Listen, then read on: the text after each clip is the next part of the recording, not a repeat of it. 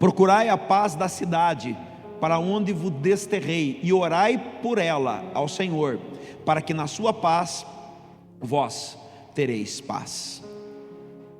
Porque assim diz o Senhor dos Exércitos, o Deus de Israel: não vos engane os vossos profetas que estão no meio de vós, nem os vossos adivinhos, nem dê ouvidos a vossos sonhadores, que sempre sonham segundo o vosso desejo. Porque falsamente vos profetizam eles em meu nome, eu não os enviei, diz o Senhor. Assim diz o Senhor: logo que se cumprirem para a Babilônia 70 anos, atentarei para vós outros e cumprirei para convosco a minha boa palavra, tornando a trazer-vos para este lugar. E aí vem a parte que eu queria chegar. Eu é que sei os pensamentos que tenho a vosso respeito, diz o Senhor, pensamentos de paz e não de mal, para vos dar o fim que desejais, para dar a vocês um destino. Então me invocareis, passareis a orar a mim, e eu vos ouvirei, e buscar-me-eis e me achareis, quando me buscardes de todo o vosso coração. Eu vou só até aqui. É importante a gente entender o que está acontecendo nesse momento. Nesse momento, o povo está sendo deportado para a Babilônia, e eles estavam escutando profetas que diziam: não, se revoltem, briguem, vocês não vão para a Babilônia, o lugar de vocês é aqui em Israel, e Deus protegerá a vida de vocês, e Deus guardará a vida de vocês. Sabe aquelas palavras que são agradáveis ao nosso coração, que todo mundo gosta de ouvir, a boa profecia? Aí Deus se manifesta e diz: eu não mandei nenhum profeta dizer nada disso, pelo contrário, vão para a Babilônia, fiquem lá 70 anos, casem e orem pela paz da Babilônia, porque enquanto a Babilônia estiver em paz, vocês também viverão em paz. E o povo está muito revoltado com isso, muito bravo. Fala: isso não pode ser de Deus, não pode ser de Deus, não é isso que Deus quer, Deus não deseja isso. Deus tem coisas boas, Deus não tem isso. Como que Deus vai querer que a gente fique lá na Babilônia? E aí que Deus diz esse versículo, ele fala: eu bem sei os pensamentos que tenho a respeito de vocês, e o que eu desejo para vocês é um futuro. É um futuro. Por esse texto e por uma série de coisas que eu vou dizer aqui para vocês nessa noite, vocês vão perceber que Deus está muito mais interessado no seu futuro, no seu destino, do que no seu trajeto para chegar até o seu destino. Às vezes nós nos importamos com o trajeto, e nós valorizamos muito o trajeto, nós valorizamos muito a caminhada, mas Deus não se preocupa com a jornada, Deus se preocupa com o destino. Às vezes oramos e pedimos a Deus que Ele nos favoreça nessa jornada, mas não. Se dar bem na jornada não significa que Deus está aprovando, e dificuldade na jornada não significa que Deus está reprovando. Às vezes, amados, nós que estamos nessa jornada, nesse caminho, nós achamos que se tudo estiver correndo bem, se você estiver ganhando dinheiro, se você estiver prosperando, se tudo estiver bem para você, se a jornada estiver legal, você fala: opa, Deus é comigo. Mas há muitas pessoas que estão hoje pela terra, passando por dias extremamente difíceis, por jornadas árduas, cheias de pedra, cheias de obstáculo, cheias de dor, e Deus também é com eles, porque Deus entrega jornadas diferentes para cada um de nós, e a aprovação de Deus não está na jornada, mas está no destino. Deus te colocará na jornada diante de subidas, descidas, pedras e espinhos no caminho, e Ele não se preocupará com isso, mas Ele se preocupará se você vai chegar lá. A gente aprendeu isso na prática, na montanha. Deus não está muito preocupado se durante o caminho da sua vida você vai ter pedras, e vai por mim, vai ter. Deus não está preocupado se nesse caminho você vai ter dificuldade. Claro que durante a jornada Deus sempre vai enviar um Simão Cirineu para nos ajudar a carregar a cruz. Isso vai acontecer. Mas falando da vida como um todo, falando da vida como um plano, Deus tem um objetivo, e o objetivo de Deus na sua vida chama-se destino. Hoje, eu estava comentando com a Diva, tentando conversar, mas eu falei, não, é bastante complexo, ela vai entender no culto também. Estava conversando com ela. Eu particularmente me sinto muito realizado no dia de hoje, muito realizado, e vou dizer por quê. Não sou rico, minha jornada tem pedras, mas eu sei exatamente o que Deus quer de mim.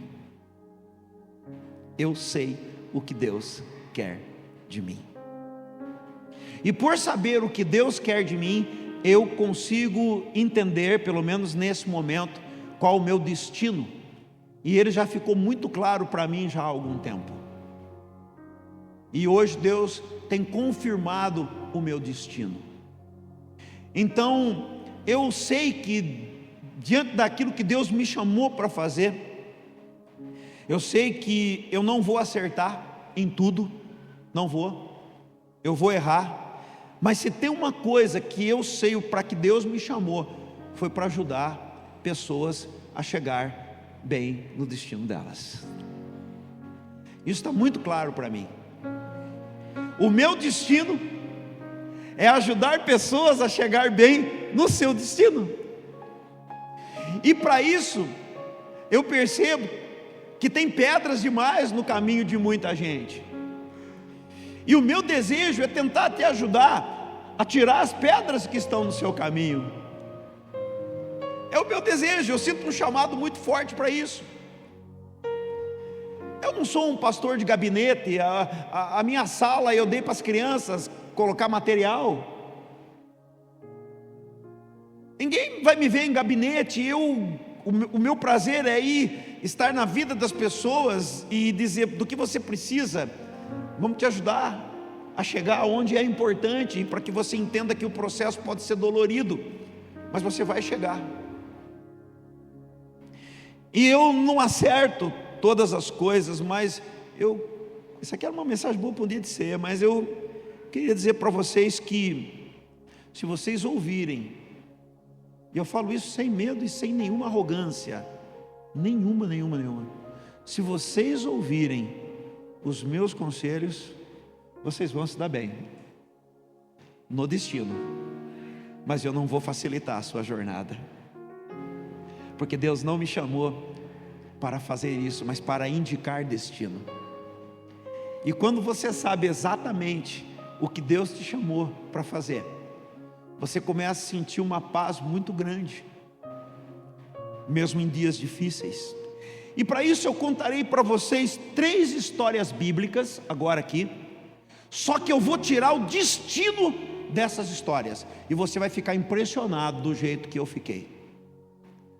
Meu Deus, quando o Senhor mostrou isso para mim, eu estava vendo algumas mensagens e peguei uma pequena palavra de 15 segundos do apóstolo Luiz Hermínio, e veio a confirmação das coisas que Deus estava falando para mim na montanha. Eu quero falar para você, primeiramente, vou contar uma história, mas presta atenção, uma história bíblica, mas eu vou mudar o destino. Eu vou provar para você que Deus não está preocupado se você está ganhando dinheiro, prosperando nesta jornada. Eu quero provar para você que o que importa é que nessa jornada você entenda qual é o seu destino, porque senão é inútil tudo que está acontecendo na sua vida, se você não souber o destino. E eu quero contar uma historinha de um menino de 17 anos de idade, muito empreendedor, que está na Bíblia. Ele desde cedo foi colocado pelo seu pai para empreender nos negócios da sua família. Ele foi um menino ligado à pecuária familiar, e o seu nome era Davi. Desde cedo ele cuidava das ovelhas, das cabras do pai dele, e o pai dele fazia queijos. Ele tinha um pequeno negócio que sustentava a sua casa e que ainda assim garantia a vida dos irmãos. Só que 3 irmãos de Davi seguiram um caminho diferente e foram para a guerra. Eram guerreiros. Os guerreiros tinham soldo, ganhava salário melhor, tinha carteira assinada. Eles ganhavam melhor. E Davi constantemente via os seus 3 irmãos irem para a guerra com Saul.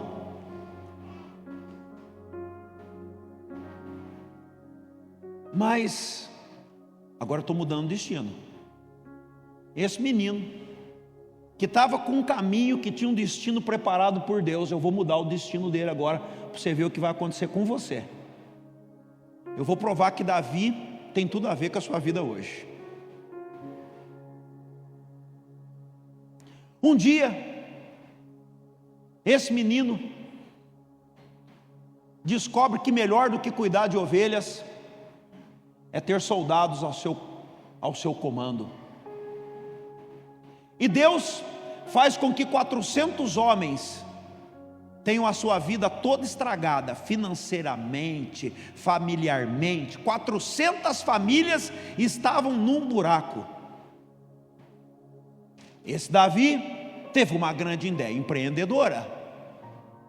Vou transformar esses 400 homens, angustiados de alma, perdidos, em guerreiros que lutarão para mim. Então Davi agora tem 400 guerreiros, e diz a Bíblia que não havia em nenhum lugar do mundo alguém semelhante a esses 400 homens. E ele se esconde com esses homens numa caverna. Olha que baita empresa Davi montou, uma empresa de guerra. Ele tinha uma milícia nas suas mãos. E ele podia agora fazer guerra, destruir cidades, pegar tudo que ele queria. E agora eu vou mudar o destino. Mais ainda, o rei de Israel se incomoda com esse menino e diz: eu vou matar esse menino. E vai atrás dele. Num belo dia, esse rei entra na caverna para descansar. E quem que estava lá na caverna? Davi, o guerrilheiro. Davi pega a faca, e você sabe o que ele fez com essa faca. Mas agora eu vou mudar o destino. Ele pega essa faca e enfia no coração de Saul. Sai da caverna com 400 homens triunfantes, mas nunca se tornaria o rei de Israel. Nunca. Ele forma uma guerrilha, ele sai lutando para todos os lados. Mas se ele tivesse mudado o destino, se ele não tivesse entendido o destino, ele tinha matado Saul.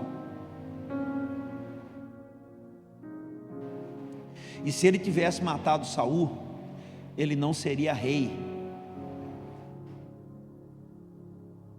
Ele seria apenas um Che Guevara dos tempos antigos, um guerrilheiro, matador de homens, mulheres e crianças. Mas ele sabia qual era o destino,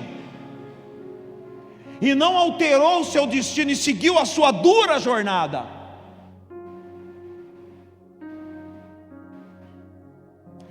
A segunda história que eu quero mudar o destino vai influenciar demais a sua vida.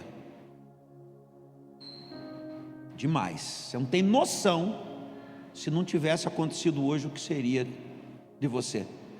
Provavelmente você não estaria vivo, nem seus filhos e nem seus netos estariam todos mortos. Ela é mais intrigante, essa segunda história.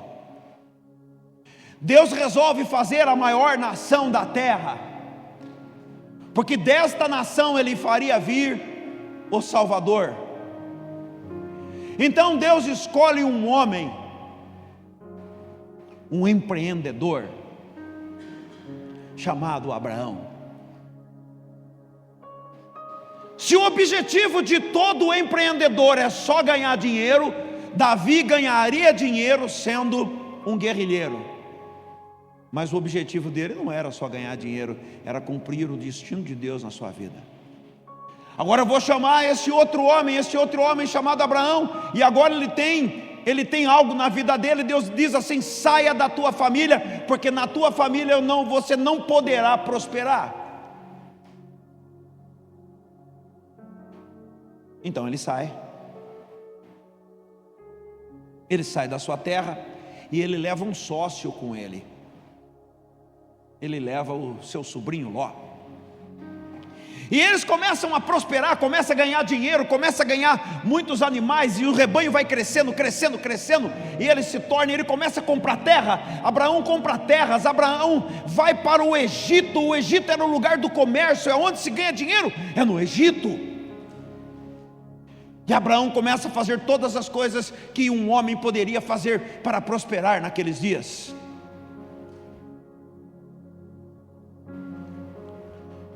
Abraão cava poços. Mas agora eu quero mudar o destino de Abraão, que mudaria a sua vida. Num dado momento ele percebe que está muito rico, mas que está faltando algo importante para ele, falta um filho.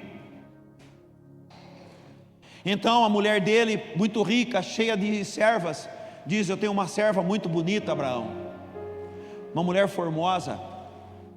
Já que você está com mais de 75 anos de idade e eu não tenho condição de ter um filho, eu vou te arrumar a minha serva.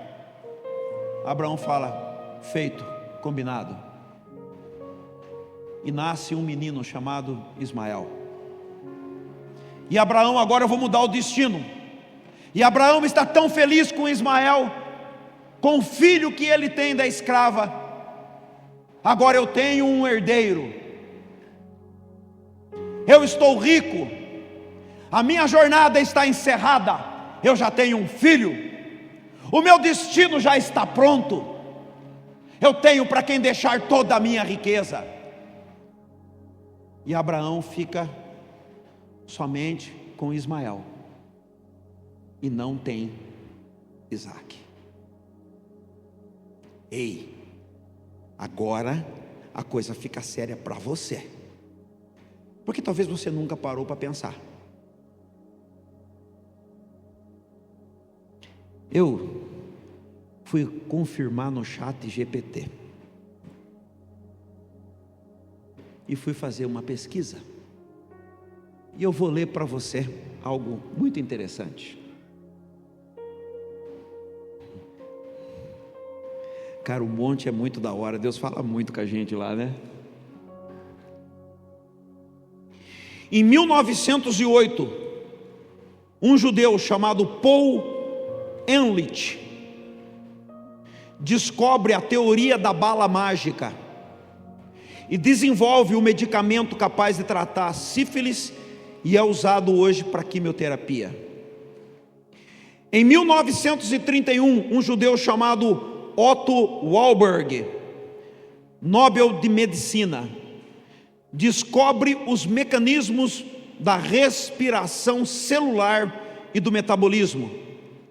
E com isso, tudo que nós temos hoje de cura do câncer veio através de medicamentos antitumorais desenvolvidos por ele.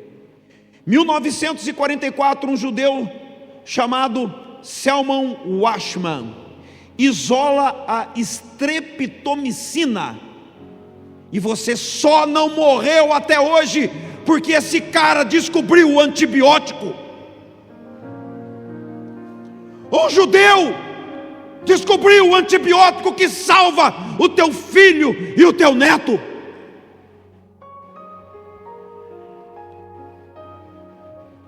Ele descobre a cura da tuberculose.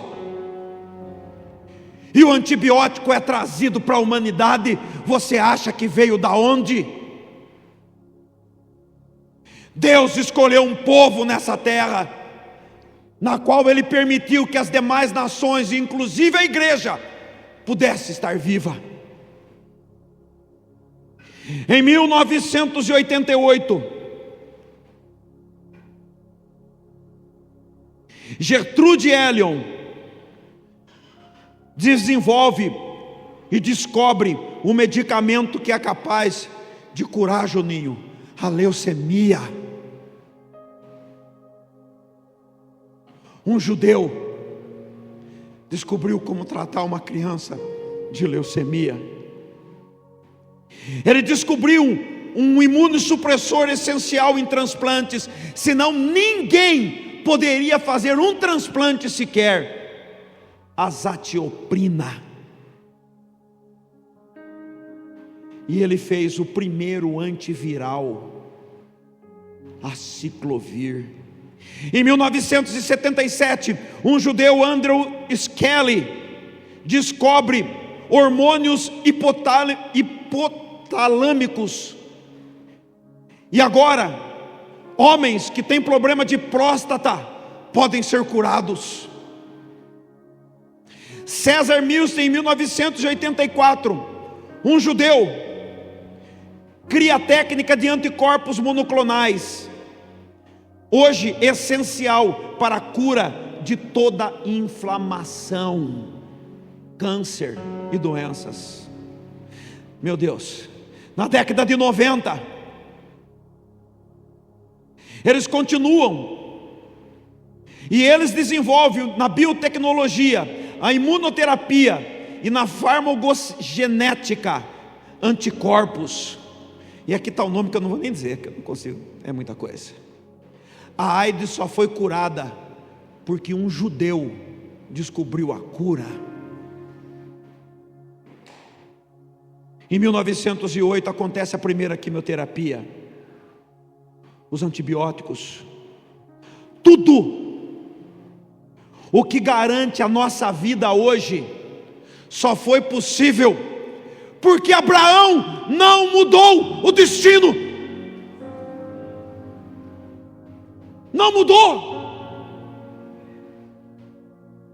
Se não fosse Abraão, mulher que está aqui, você estaria de burca neste momento. Se não fosse Abraão, o seu Deus não se chamaria Jesus, se chamaria Alá.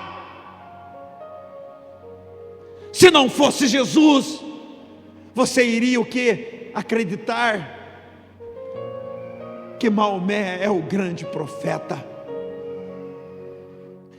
Se você tem liberdade, é porque Deus resolveu fazer uma nação na terra, e essa nação chama-se Israel.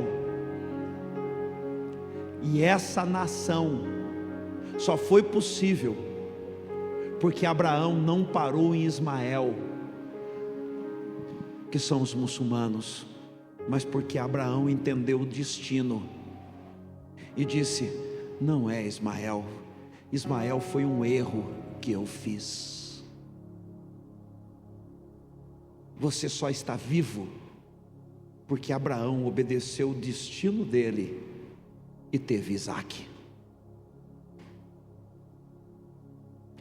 Você já teria morrido, e seus filhos e seus netos, com bactérias.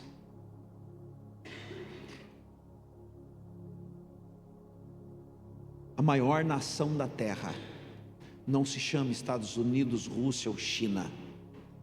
A maior nação da terra se chama Israel. E Jesus só vai voltar nela porque Abraão decidiu o destino. E Jesus veio da descendência de Abraão. Em Abraão foram benditas todas as famílias da terra. Ok, Deus tem um plano com a igreja, sim, mas Deus não se esqueceu de Israel. E quando Jesus voltar, as nações da terra estarão se levantando contra Israel. Já está acontecendo, aguarde.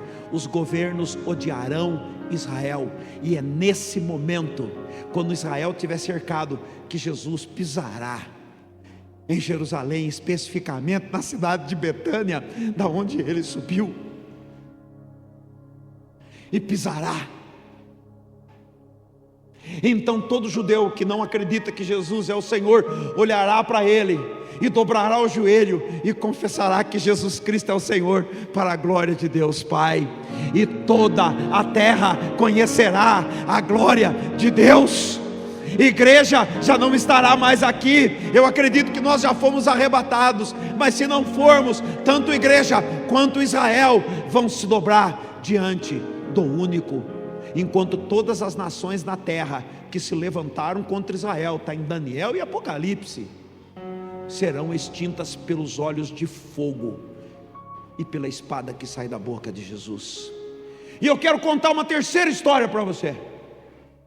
Confesso que essa foi a que desencadeou toda essa visão. A raça humana só existe porque alguém resolveu cumprir o seu destino.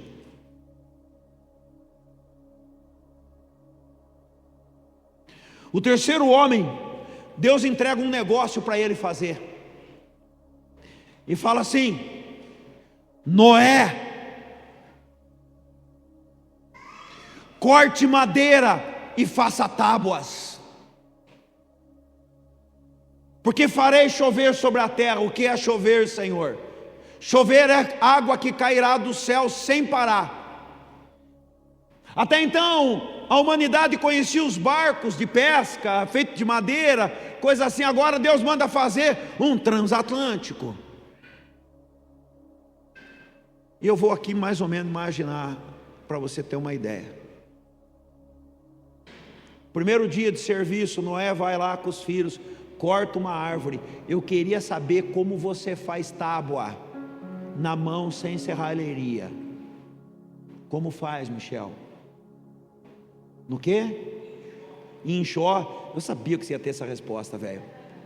Eu nem sei o que é enxó, mas então dá para fazer. Deve ser alguma lasca que você enfia, bate e a tábua quebra, não é isso? Cunha. Enxó é cunha. Ei, Noé foi cortando madeira e fazendo pilhas de tábua. Sabe por quanto tempo? 100 anos. 100 anos fazendo tábuas. Agora eu quero tirar o destino da vida de Noé. Estou tirando o destino. Estou tirando onde ele tinha que chegar. Estou vendo só a caminhada. Espera aí, como um cara que dedica 100 anos cortando tábua tem dinheiro para fazer comida? Noé devia estar passando bastante apertado. Agora eu vou mudar a história. Num dado momento, o cara está vendo lá pilhas de tábua, 100 anos de tábua. Quando chegou nos 50 anos de tábua, já tinha muita tábua. O cara chega para Noé e fala: Noé, grande Noé, e a chuva, Noé, que não vem. Noé, a minha casa está com problema, está com umas paredes ruins, me venda 10 tábuas. Noé fala: o que é 10 tábuas no meio de uma tonelada dessa, que chuva que é bom, não veio nada mesmo? Então estou mudando o destino. Noé pega as 10 tábuas e vende para o cara arrumar a casa. O cara que arrumou a casa ficou tão feliz, contou para todo mundo, e Noé pegou um bom dinheiro na sua mão. Uma aposentadoria para o resto da vida, tinha tábua que não acabava mais. 60 anos, veio um outro cara, e assim todo mundo começou a chegar em Noé e falar: e aí, Noé, Noé, me venda a tábua. E Noé foi vendendo tábua, e como o objetivo de Noé era prosperar e não o destino, Noé começa a ficar muito rico. E Noé fica rico, rico, tábua que não acaba mais. E aí Noé levanta a mão para o céu e diz: obrigado, Senhor, porque o Senhor prosperou a minha vida. Isso é prosperidade sem destino. E Noé vende as tábuas, fica rico e deixa uma herança bilionária para Sem, Cã e Jafé. Só que o dilúvio vem e mata Noé, Sem, Cã e Jafé.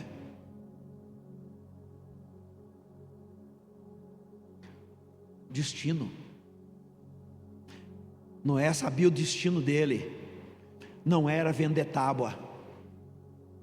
O destino dele era fazer uma arca para salvar toda a humanidade. E se nós estamos hoje aqui, é porque um homem se negou a perder tempo fora do seu destino em Deus. Você pode estar enriquecendo, prosperando ou não. Tem coisas mais importantes. Eu já dei esse testemunho aqui, eu quero repetir. Eu já estou encerrando. Só mais uma hora. E é brincadeira, Estorel. O Michel vai se lembrar de ele conheceu, a Diva também conheceu, meus filhos não conheceram. O ano era 1984 e eu conheci um rapaz. Já falei dele aqui, mas tem bastante gente nova na igreja. E esse rapaz chamava-se José Alves. José Alves era um crente da Congregação Cristã do Brasil. Na época eu já não gostava de crente da Congregação Cristã 2 vezes mais. Não gostava dos irmãos chatos. José Alves ficava lendo a Bíblia todos os dias na hora do almoço. José Alves, quando saiu os terrenos ali onde a mãe do Michel mora, a Zefa mora, como chama lá? Paraíso. José Alves foi um dos primeiros que comprou o terreno lá. E eu vi esse menino pagando o terreno. E da congregação não toma anticoncepcional, então tinha muito filho.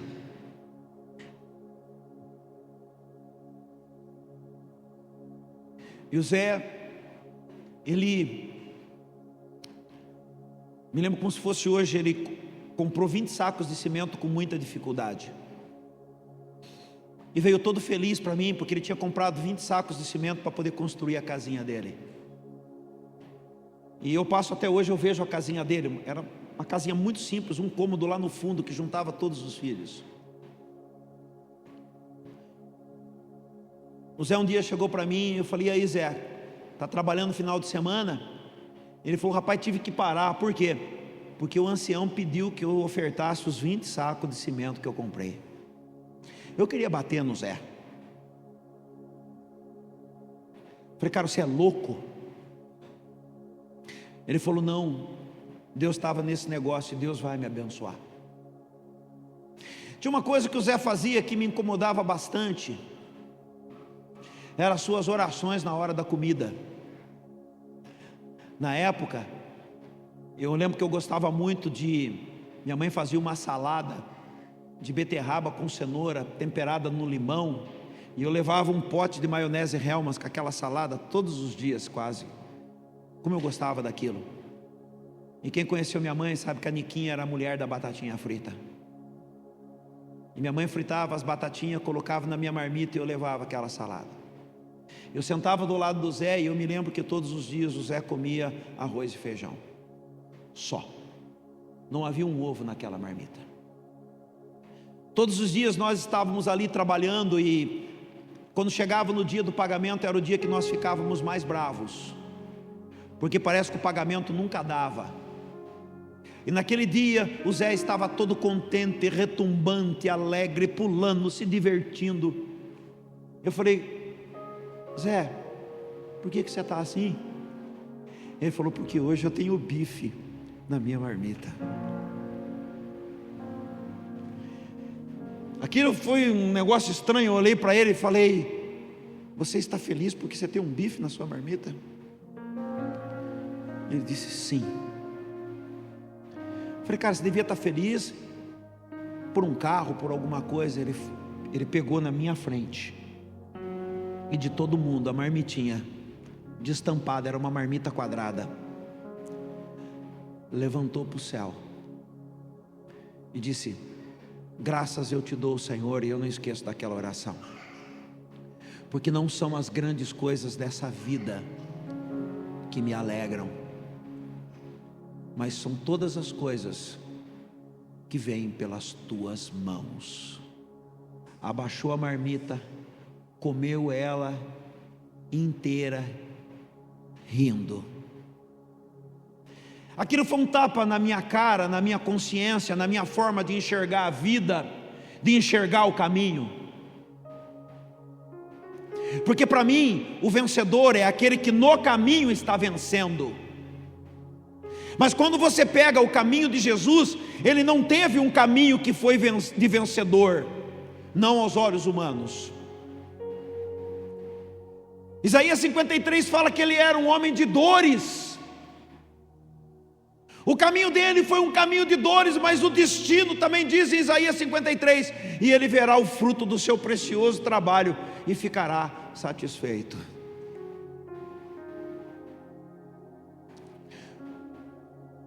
Se você tiver consciência que você está no destino, o sucesso não tem nada a ver de como você está passando pela jornada.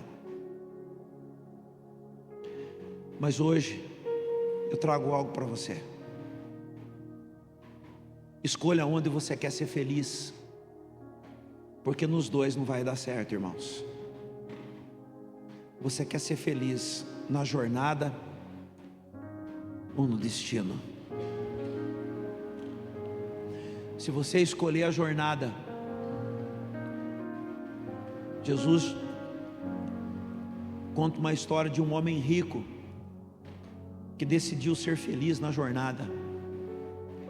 Ele diz: eu vou trabalhar dobrado, vou guardar tudo que eu tenho e vou descansar, e vou dizer: ó alma, alegra-te, porque agora tens em abundância. E Jesus diz: louco, ainda hoje pedirão a sua alma. A palavra diz: tendo com o que comer, nisso dai graças. A palavra diz: aqueles que muito têm, não têm muita coisa, porque merecem, mas Deus entrega o muito, para que a gente possa dividir com aqueles que nada têm. A jornada é árdua para todos nós, irmãos, mas importa é o destino. Deus Michel trouxe esse consolo para mim em relação a Zefa. Dura é a jornada dela. Ela entrou numa sala de cirurgia e retirou todo o intestino grosso, não foi? E metade do fígado. E eu me lembro na oração que fiz com ela lá, ungindo ela. Eu não recebi nenhuma palavra de Deus, mas ouro e prata eu não tenho, mas o que eu tenho eu dou. Eu disse: você vai entrar e vai sair, no nome de Jesus. Eu não tenho como aliviar a tua jornada, mas o teu destino, eu sei aonde está. Não sei, meu amado, quantos anos nós vamos viver, não sei. Ei, foque no destino. Faça tudo o que estiver na sua mão. Trabalhe para que o destino de Deus se cumpra na tua vida. E tudo aquilo que você fizer, você vai estar fazendo olhando para o seu destino em Deus. O Senhor é o meu destino. Aqui eu vou passar. E se Deus é o meu destino, Deus quer que eu viva bem com a minha esposa. Deus quer que a minha esposa me respeite. Deus quer que meus filhos me honrem. E Deus quer que a gente seja obediente a Ele. Porque aqueles que não são obedientes perdem o seu destino. Perdem, mudam o destino. Vamos ficar de pé.